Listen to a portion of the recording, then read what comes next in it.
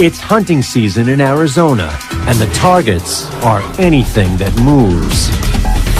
Two gunmen terrorize the city, lurking in the darkness, ready and waiting to randomly shoot their next unsuspecting victim in a relentless, wicked attraction.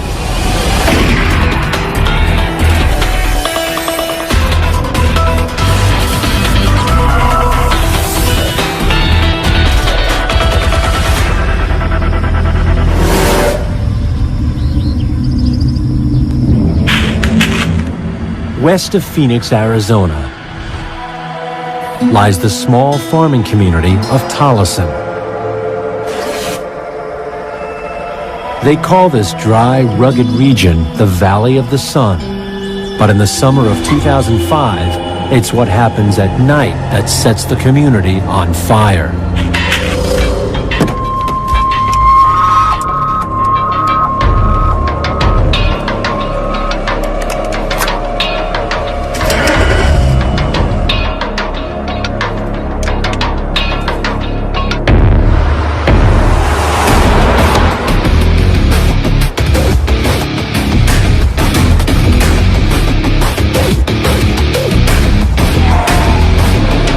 It's 3:30 a.m., and a college student is relaxing in the heat. He's alone, but not for long. Hey, brother. Come on over here, man. That's a good song. There you go, man. Buy yourself a sandwich.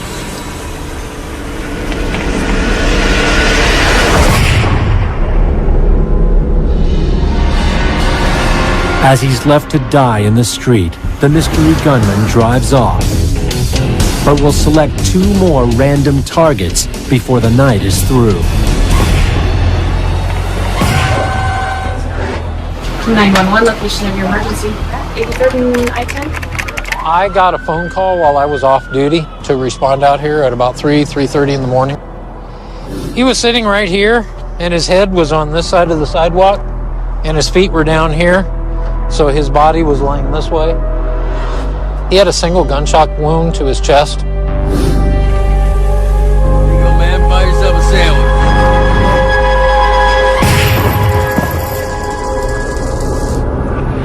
Fingerprints identify the victim as 20-year-old David Estrada. He lived in the northeast part of Phoenix. His family, I would say, is upper middle class, and he went to mostly Catholic schools. His mother didn't handle it too well. They said, well, we found him dead. And I just, I fell to my knees, hysterical, screaming, crying, please, dear God, make this be a bad dream. He was just shot once in the lung, and David suffocated instantly. Just that was such relief that he had gone fast and hadn't suffered. David was born at 3:30 a.m. and he was killed at 3:30 a.m. That death certificate was really, really something for a mother to see. He was just a great, great son. Investigators are soon convinced David was targeted at random. I found nothing in his background that would lead me to believe that anybody he knew would have caused his death. I was absolutely certain that it was somebody that he did not know, and it was a random type shooting. He had no idea who it was that shot him. The night's other two shootings seem equally senseless. We had a horse shooting about a mile southwest of David's shooting. And we had a shooting that was about a block away, Burger King. Some windows were shot out. A .22 caliber shell casing is found in the street near the dead horse. A small bullet for someone with murder in mind. Weeks pass, and then the sniper reemerges, shooting 3 more horses. We had a horse named Apache that was shot right in front of the residence where the people lived. I've done a lot of shootings, and 22s were not one of the calibers of choice. This doesn't happen in Tolleson. We're a quiet, somewhat quiet community right outside the city of Phoenix. And I mean, we have our own crimes that spill over into our city, but nothing like this. Tolleson police are convinced the shootings are related, but don't want the gunman to know what they know. So in their search for leads, only publicly connect the animal attacks. And then we went on the television. We got a lot of tips. A Phoenix man sees the news and calls police to report that someone recently shot his dog.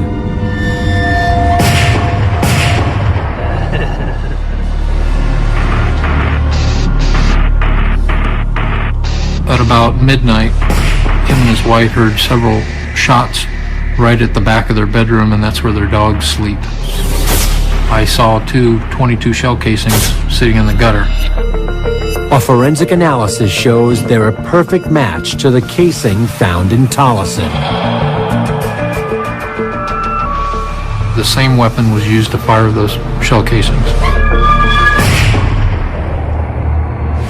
The randomness and brutality of the attacks offer investigators an insight into the minds of those responsible.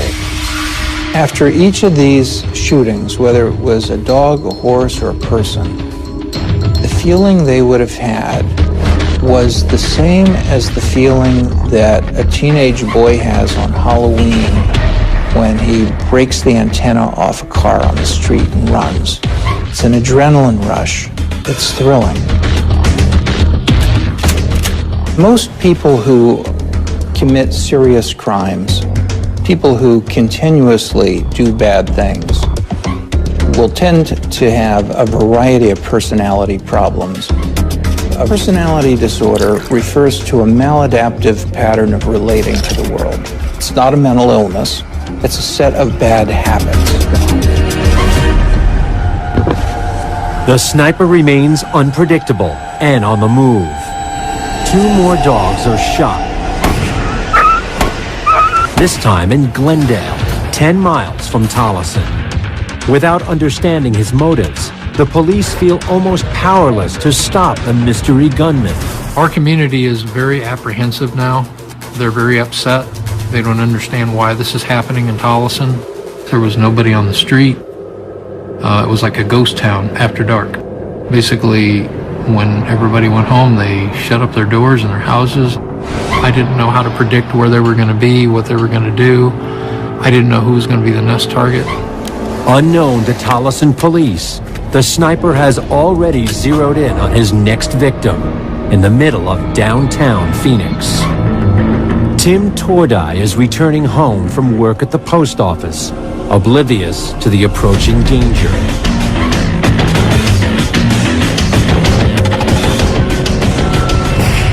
He's been shot. He's been shot through the neck. He trails blood all the way down the block, knocks on his own door, and people are there and they call 911. In December 2005, police in Phoenix, Arizona are responding to the shooting of Tim Tordai when they get another call. The mysterious sniper has claimed another victim. And they find the dead body a block away from the first man. The victim is 28-year-old Marco Correa, killed by a single bullet. Well, I believe that Mr. Carrillo was standing at that corner, probably on the sidewalk. He collapsed and died almost instantly. Then another body is discovered 1 more block south. He is 44-year-old Jose Ortiz, also murdered with a single round. So we find 3 men shot within 3 blocks of each other. Jose and Mr. Ortiz have both been shot in the chest with small caliber bullets. I think Mr. Ortiz was standing somewhere in this area when he was shot, and he then ran and collapsed, having taken a fatal wound to the heart. But he was at least able to get that far. There was no physical evidence. Neither one of them bled. I mean, they were, we call it DRT, dead right there. Police assume there must be more than one gunman involved. The method that was being used was to either shoot out of the driver's side or the passenger side of a vehicle. So it's hard to do that if you're just driving the car as well as pulling the trigger of a gun. Hoping to identify a vehicle, investigators examine video from 2 surveillance cameras in the area. I had no idea what kind of a car I was looking for. So initially, I had no idea that I had anything of importance here. I felt I did, but I wasn't sure.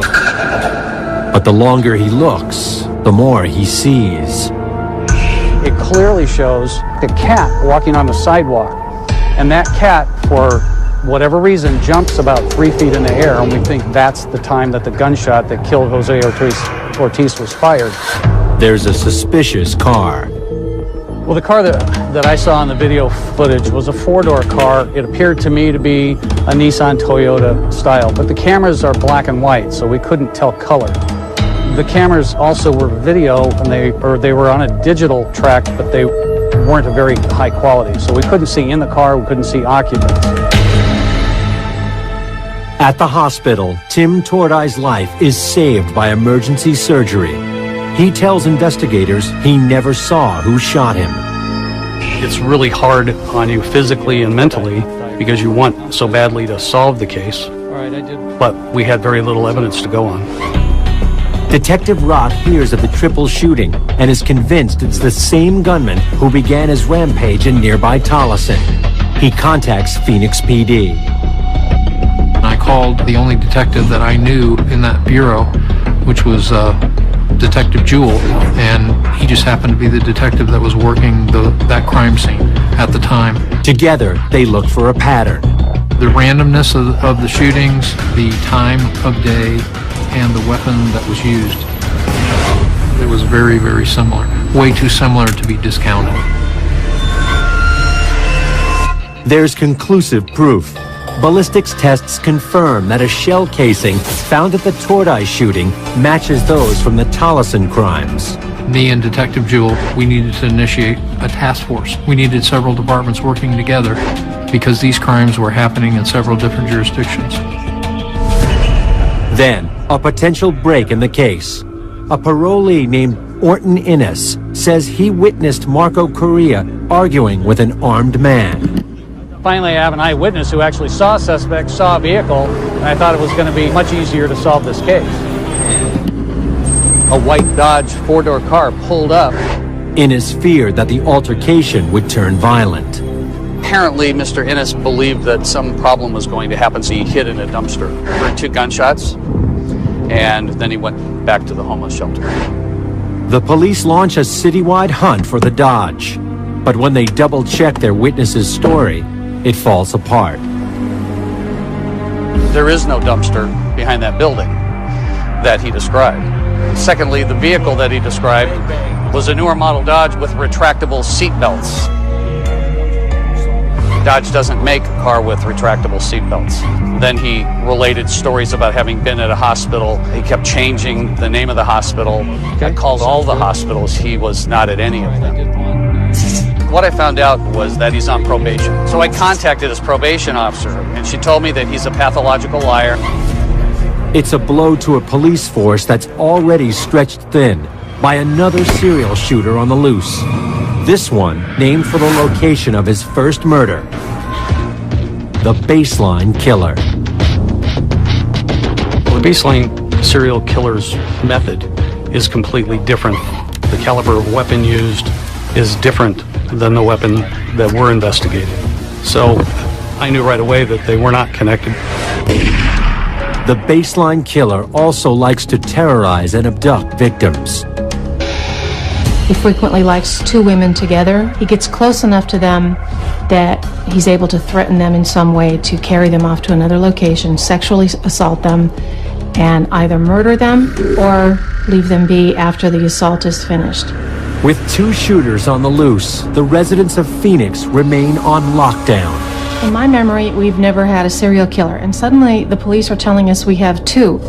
And with no real leads, there's little law enforcement can do to calm their fears. Any homicide detective would be frustrated when you're working cases like these that have very little physical evidence. Quite frankly, I just couldn't believe that there was somebody driving around and shooting people at random and continuing to do so. Phoenix police swarm the streets in a show of force, but worry the killer is feeling emboldened. I think it's very easy when you get away with 1, 2, 3, or 4 serious crimes to get cocky about it, to begin to think that one's invisible. Then, when police discuss the case on a popular network crime show, the producers make a critical mistake. At that time, we're not releasing information about the caliber of weapon. And they inadvertently showed a .22 caliber bullet. So it was extremely frustrating, and I knew that that was probably going to cause the suspects to change to a different type of weapon. Soon, Detective Jewell's worst fears are realized as the unpredictable phantom sniper strikes again.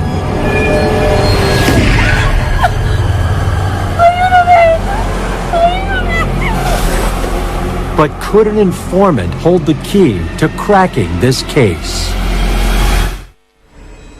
Claudia Gutierrez Cruz from Scottsdale is the latest victim of the so-called Phoenix sniper.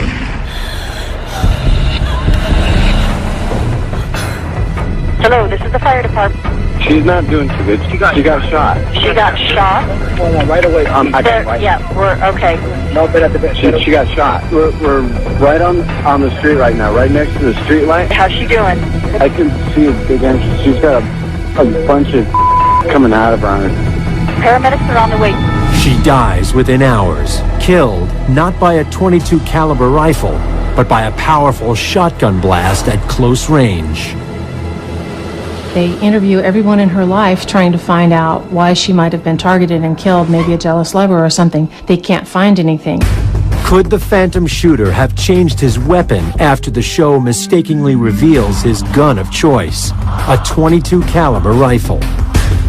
Typically, serial shooters stick with what they know, what they have done. They're habitual, they're avid, whatever they've done in the past. They don't change weapons. Police warn the public to be on their guard. After this press conference, the community has a great deal of fear, a great deal of confusion, and a great deal of curiosity. They want answers, but there aren't any answers, and the police department doesn't seem to have a lot to go on. One of the first things that we did is we obviously notified the patrol officers. What we were trying to tell them is watch for cars making U-turns. Watch for areas where there isn't a lot of traffic. So officers were actually parking and doing paperwork in parking lots so that they could still see the streets. But we didn't know what kind of a car we were looking for. So it was very difficult.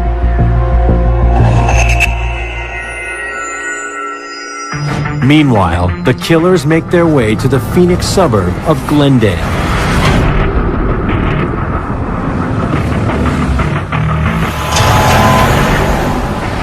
Vietnam veteran James Hodge pops outside of the back of his apartment for a quick cigarette.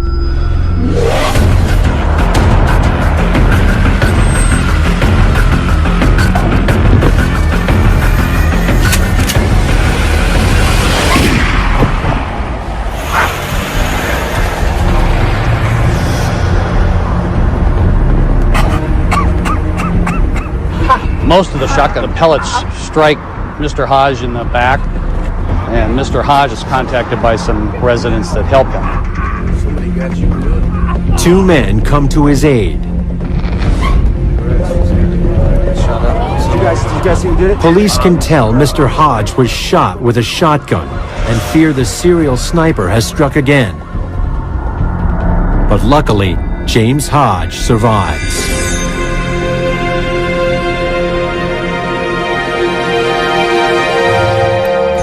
Then, another June evening, and more mayhem of a different sort.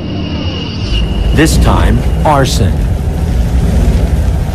Two Walmarts, 8 miles apart, erupt in flames. Fires like this aren't common in this area, especially at a big business like this. What made these unique is that two fires within an hour of each other in the same city. That same night, Paul Patrick receives devastating injuries from a shotgun blast. I saw a car pull out of the gas station turning right into the lane beside the sidewalk and rolled slowly beside me.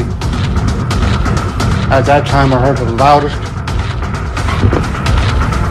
roar and felt a huge pain in my side. I put my hand on my side as normal. That's when I felt something protruding. It was my intestines.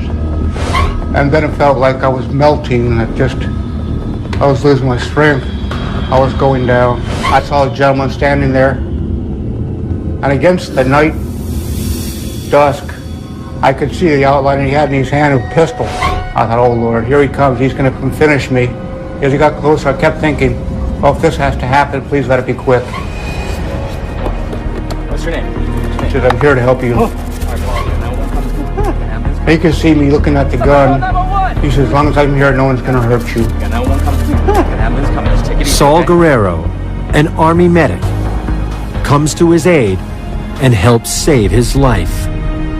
And this was a very bad night for the community because it was just a lot of bad happening. It's just like a puzzle and you're not sure which piece goes where. So it was very confusing and frightening and really a feeling of tension at all times.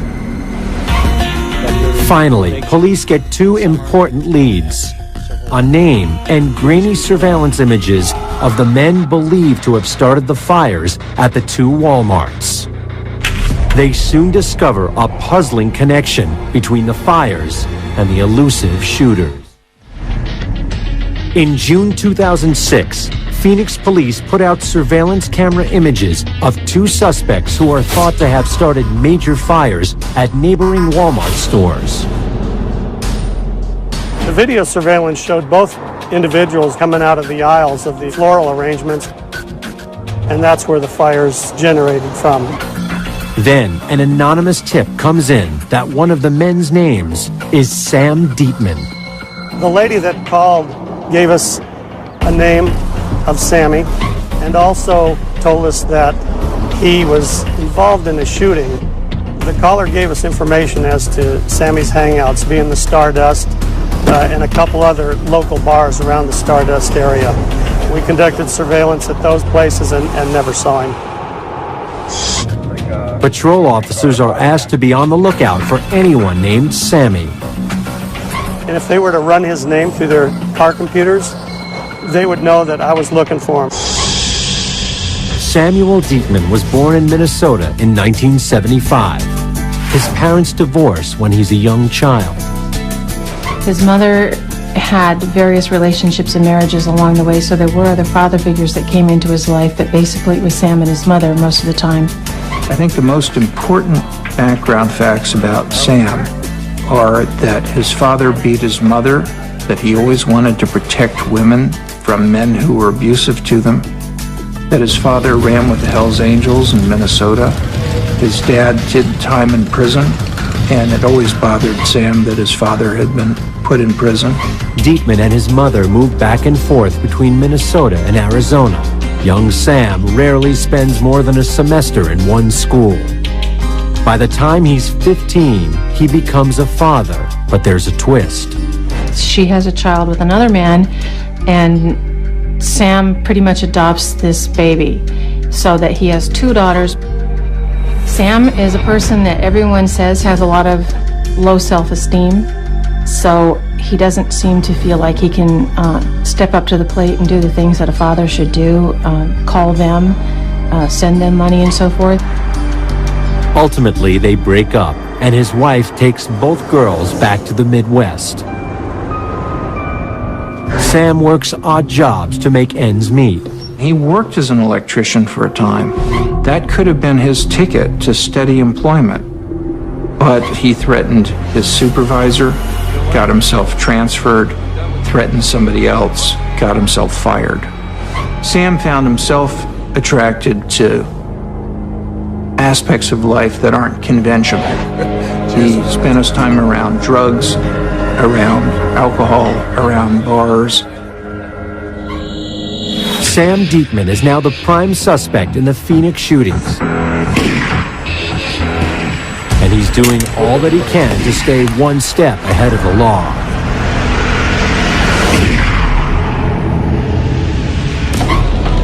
Authorities have no idea who Sam Dieteman's partner in crime is or where they are.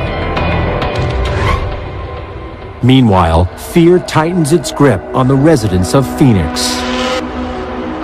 The town is utterly terrified, and there are community meetings. Hundreds of people show up. All of the citizens were up in arms. No one could go out at night. Husbands were going to the store instead of letting their wives do it.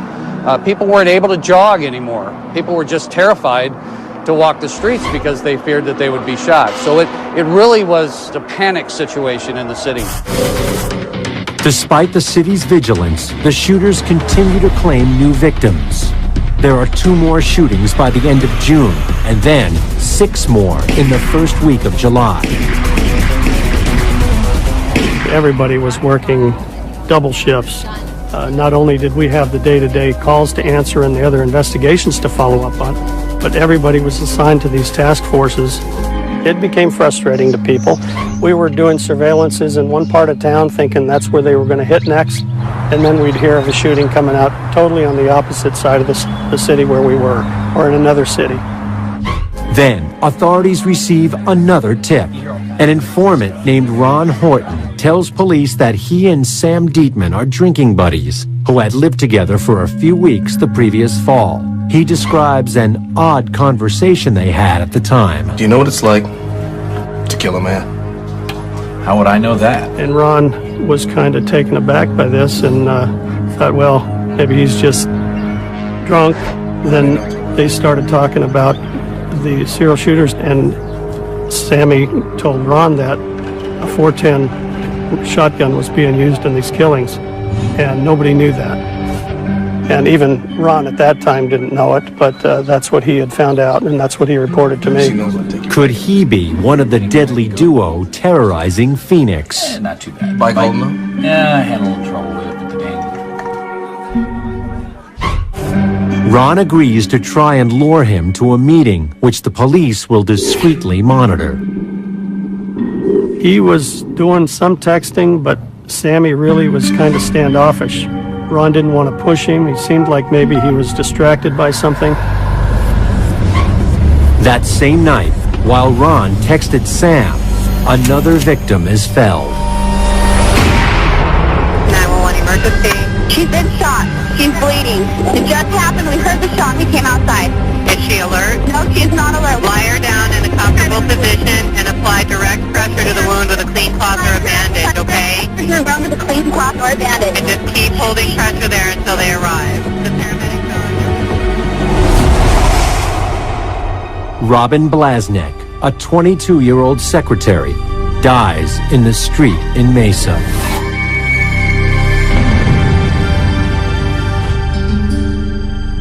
Ron is devastated. He now believes that what Sam was busy with while he was texting him was the murder of this young girl. And in fact, that turns out to be true.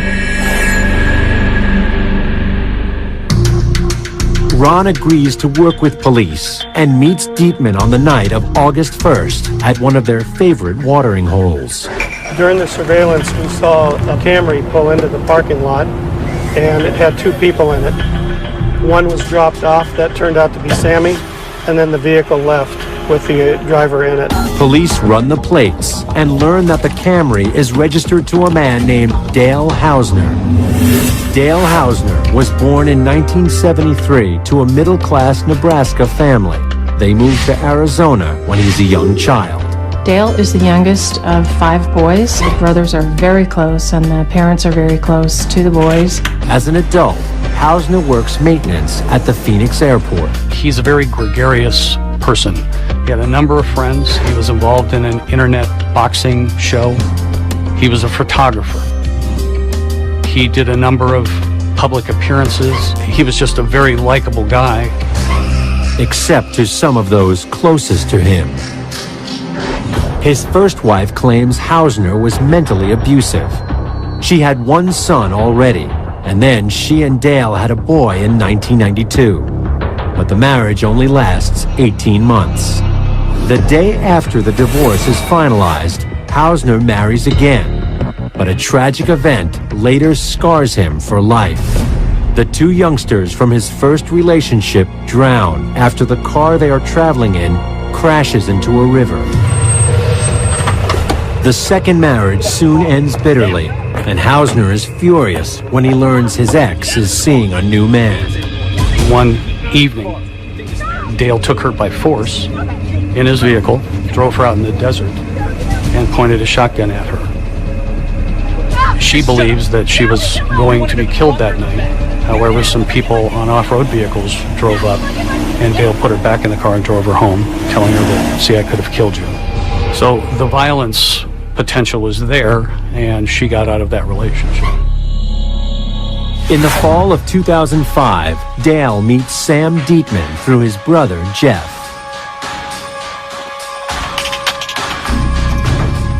They strike up an immediate friendship, move in together, and steal whatever they need. He serves as Dale's main audience. If there's a bit of you that wants to show off, it's no fun to do crime alone. Who are you going to brag to? Who's going to idolize you for it? Sam seems to have gone through cycles of decline in which he was never an independently functioning human being without substances, without depending on others. And when he found Hausner, he finds someone on whom he can rely. Dieteman falls for Ron Horton's trap. While one team of detectives tails the car, inside, undercover officers are eavesdropping on Sam and Ron's conversations. On the television set over the bar, it's a story about this young girl who's been shot the previous night. And Sam stands up and he mimes being handcuffed and being led somewhere. And he says something to the effect of, they can't pin that one on me. I used a shotgun and you can't trace a shotgun. And he says some disparaging things about this young woman. And these officers that are placed around him in the bar, you can imagine the hair on the backs of their necks. A few hours later, Dale Hausner returns to pick up Sam. Police watch the two grab something from the trunk. When Sam and Dale took the object out of the trunk, they did it very sneakily. They treated it like it was a prize almost.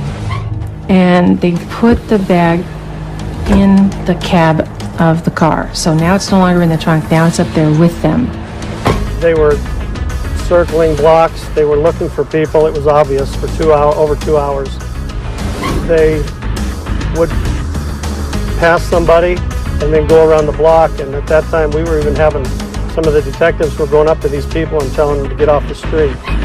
Even though we were sure Dale and Sammy were the shooters, or involved in the shootings, we had no physical evidence to link them enough to arrest them. Law enforcement officers that were out there felt helpless. You cannot, in the space of the time it takes a bullet to leave a barrel, pull out your badge and say, don't do that. And this one officer says, even if we burned our surveillance, I was not going to let him shoot somebody. So we'd get too close and they'd have to move on. And as soon as that Camry moved on, I'd roll down my window and I'd scream at the pedestrian, get out of here, go home, get out. Luckily, Mother Nature went to our side, it started raining, and they went home, and that gave a big relief over our surveillance. The task force moves their operation to outside of the men's apartment. Dieteman emerges with what appears to be trash. But inside this bag is the final evidence that the police need to bring the Phoenix Snipers' reign of terror to an end.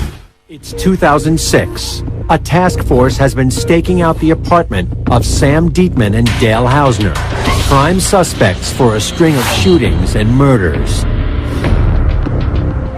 Dieteman throws out some trash, but he's just made a big mistake. And inside they found a map of the city of Phoenix with dots on it indicating where some shootings had happened.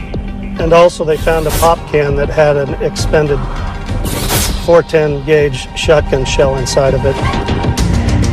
Investigators suspect it's from the Robin Blasnick murder 3 days earlier.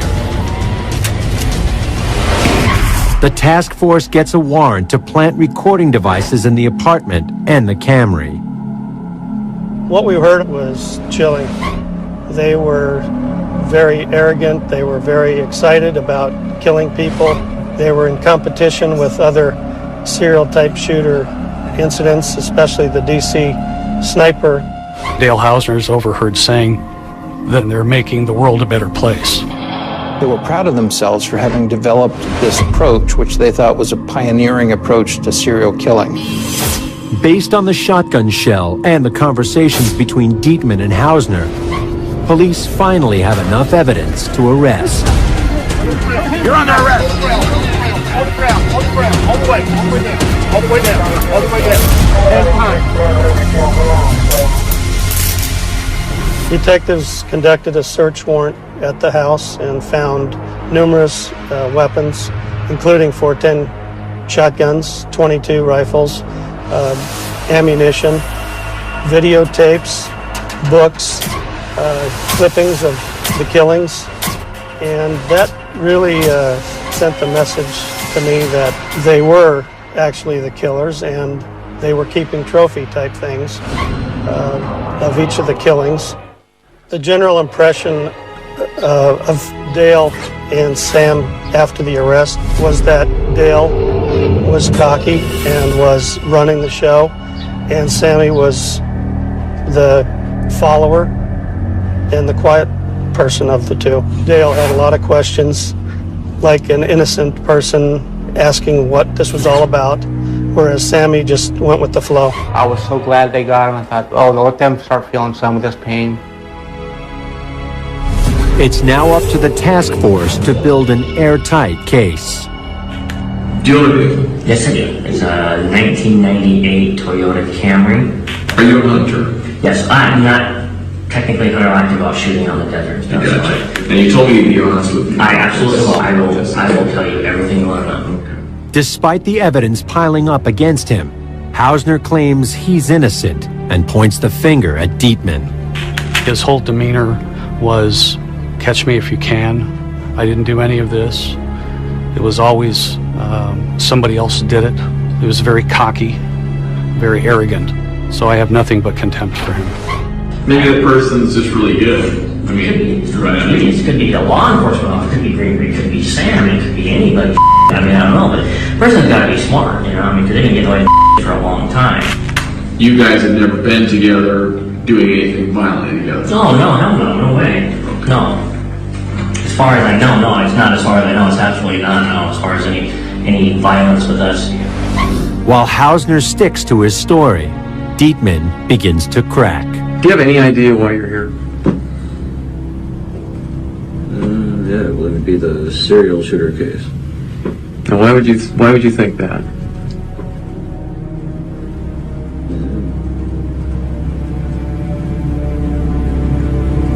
Because I think I know the guy that's been doing it, or I've been staying with the guy that's been doing it. I was gonna come spend the night at Dale's house, and on the way up over to Dale's place, he was heading up, I don't know what the heck it was, 32nd or 44th Street or something. So he's like, well, sit back. I'm like, all right, why? And the window starts going down, and bought this little shotgun and fired at some fat guy who was walking down the road. And what does Dale do after he fires?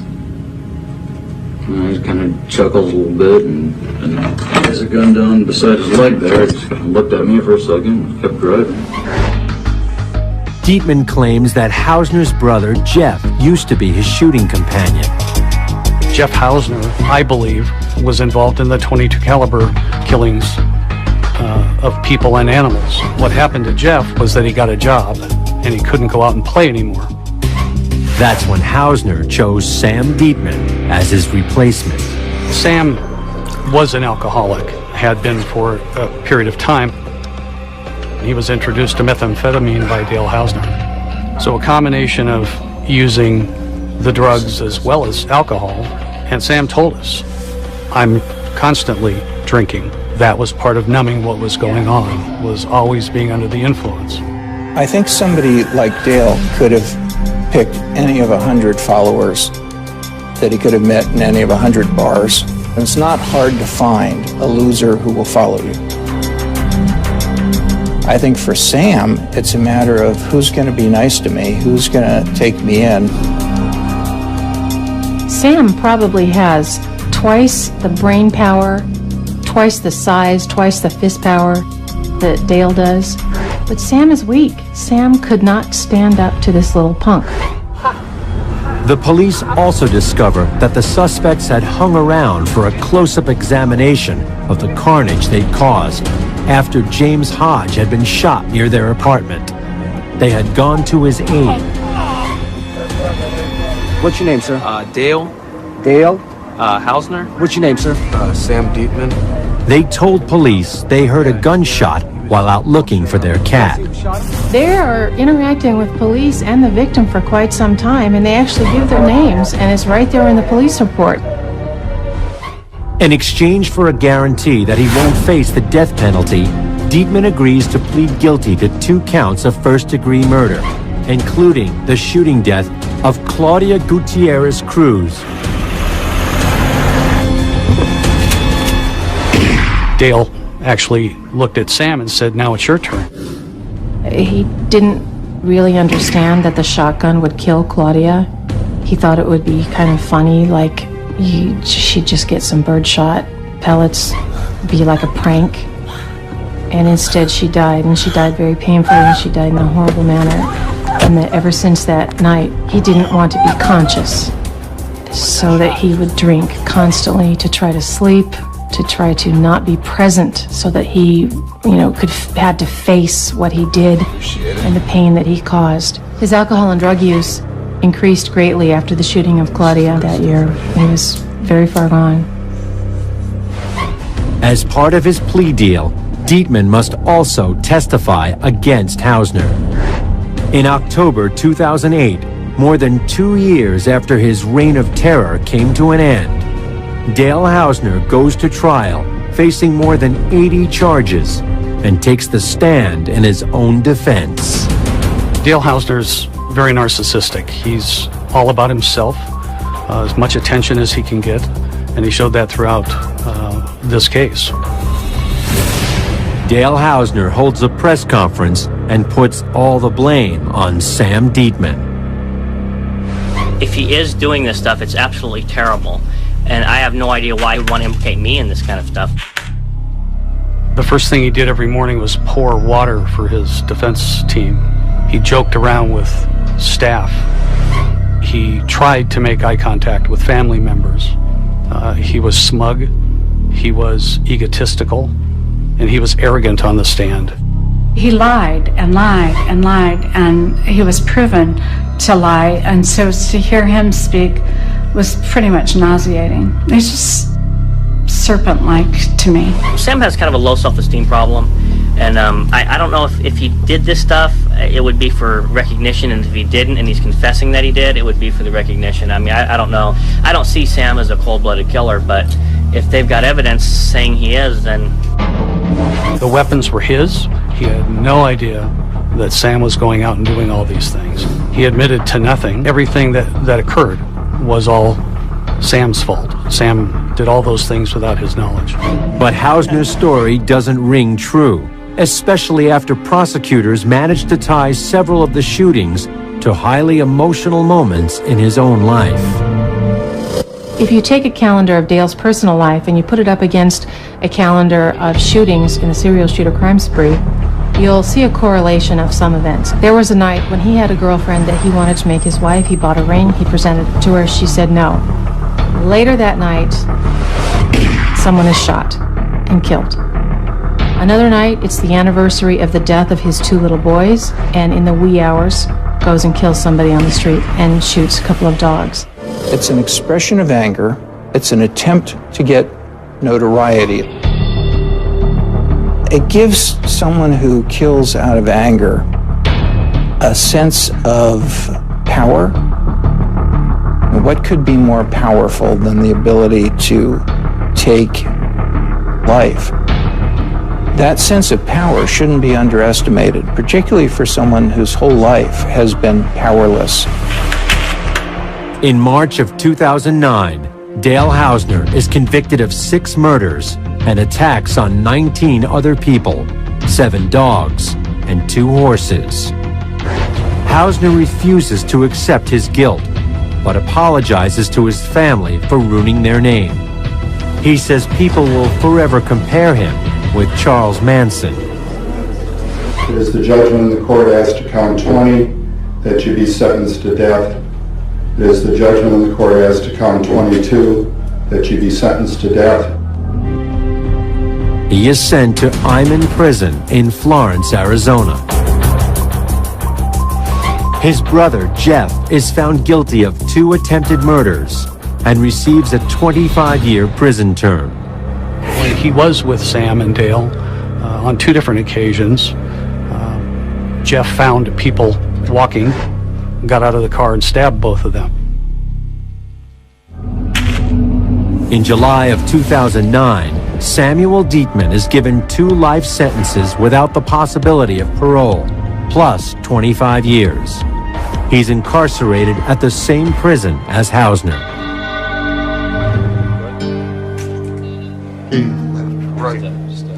Paul Patrick's quality of life was destroyed in a split second. I would just once like to hear them complain about the size of their cell, and I could show them the size of my cell.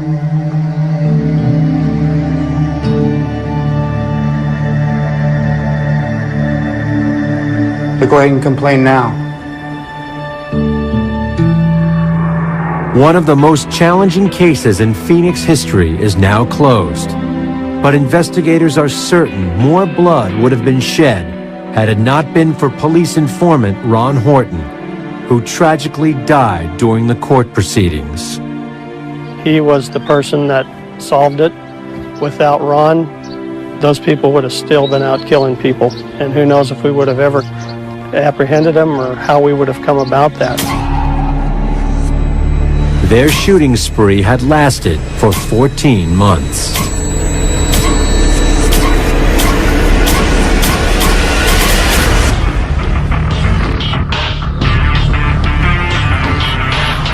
Dale is the ultimate manipulator and Sam is the ultimate manipulatee. Sam looks big and imposing, but he's really not. Dale looks small and non-threatening, but he's really not. He's a terrible threat. Sam didn't want to control his own life, and here was somebody who wanted to control it for him. I think that's the wicked attraction.